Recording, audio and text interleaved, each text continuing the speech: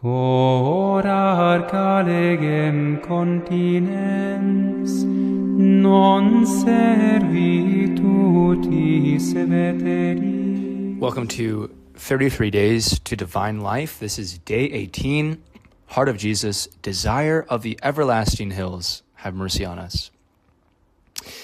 In chapter 49 of Genesis, the dying patriarch Jacob gives his blessing to his son Joseph, and he says, "The blessings of your father are greater than the blessings of the eternal mountains, than the desires of the everlasting hills." From antiquity, this expression, this verse, was already considered a sign and title which is fulfilled in our Lord Jesus Christ. The saints of the Sacred Heart manifest this profound desire to be united with Jesus. We've talked about how Saint Gertrude, through union and action, desire for prayer, and abandonment to suffering, lived a life of profound love, peace, and joy. And now I want to shift to a bit of the biography of St. Margaret Mary Alacoque, another incredible saint of the Sacred Heart. One biographer writes that it was her aspiration to share in the Lord's Passion that qualified the whole of St. Margaret Mary's existence. And this is the interpretive key to what she would experience in the revelation of the Sacred Heart. In imitation of Jesus, whose interior suffering was the deep secret of his heart, Margaret Mary's entire life is reviewed through the lens of interior suffering, a suffering mirroring the obedient love that the Son had for the Father. Her road was the road of abandonment of self in loving participation with the heart of Jesus, who so abandoned himself in passionate love. And this spiritual sense is pretty characteristic of the religious culture of her time, the second half of the 17th century in France. Really emphasized, this grandeur and omnipotence of God alongside a corresponding emphasis on human nothingness. And when you read about the mortifications, the bodily penances that Margaret Mary would undertake, even from a young age, it all starts to sound pretty heavy, pretty dark. And this spirituality almost prevented the whole world from learning about the foundation of the devotion to the Sacred Heart. Margaret Mary actually only spoke of her experience with resistance, and finally only as an act of obedience to her spiritual director. And what did that experience consist of? 3 apparitions that the Lord made to her in which he revealed his Sacred Heart. And these visionary experiences took place over the course of 2 years, beginning when she was 26 and as a professed nun for only 2 years. She writes in her autobiography, which is a sort of diary of her lifelong dialogue with God, very openly about the numerous communications she had from God, both visual and audibly. But the 3 encounters between 1673 and 1675 stand out especially vividly for what was made known to her and for what was requested of her. And so the first apparition was on December 27th, 1673, the feast of St. John the Apostle, the same beloved disciple who reclined his head on the Master's chest at the Last Supper. And according to Margaret Mary's account, it goes like this: "Once, before the Blessed Sacrament, and having a little more leisure than usual, I felt wholly filled with the divine presence. And I was so powerfully moved that I forgot myself in the place in which I was. I abandoned myself to this divine spirit and yielded my heart to the power of his love. He made me rest for a long time on his divine breast, where he discovered to me the wonders of his love and the inexplicable secrets of his Sacred Heart, which he had hitherto kept hidden from me.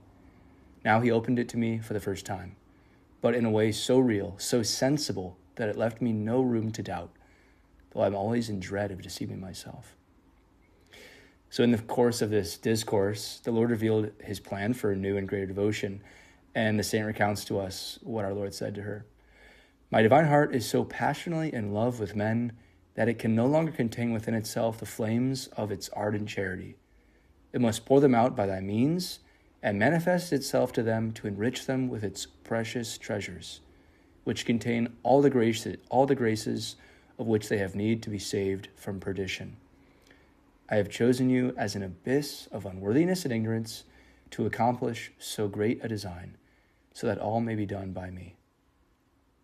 And then, as a certain confirmation and empowerment for this call, the saint experienced a mystical exchange of hearts, with our Lord. She says that he demanded my heart, and I supplicated him to take it. He did so and put it into his own adorable heart, in which he allowed me to see it as a little atom being consumed in that fiery furnace. Then drawing it out like a burning flame in the form of a heart, he put it into the place whence he had taken it, saying, Behold, my beloved, a precious proof of my love. I enclose in thy heart a little spark of the most ardent flame of my love, to serve thee as a heart and to consume thee till thy last moment. He added, Until now thou hast taken only the name of my slave. Henceforth thou shalt be called the well-beloved disciple of my Sacred Heart. And so this is how the private devotion of Margaret Mary to the Sacred Heart began. Like other experiences of female visionaries, St. Margaret Mary's exchange of hearts really reveals a transformation at the center of her being, an experience of radical experiential participation in Jesus' incarnation and his heart, the heart of his crucified flesh, and the experience of loving conformity or union with his suffering life. So first focused on Margaret Mary alone, this devotion would then take a step forward in its expansion to all the faithful with the next apparition. Margaret Mary reveals to us such a profound desire to be united with Jesus, especially in his suffering. But it's not without joy. It is all for love. And so we claim Jesus today as the desire of our hearts, the desire of the everlasting hills.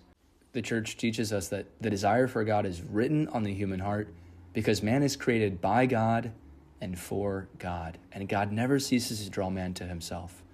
Only in God will he find the truth and happiness he never stops searching for.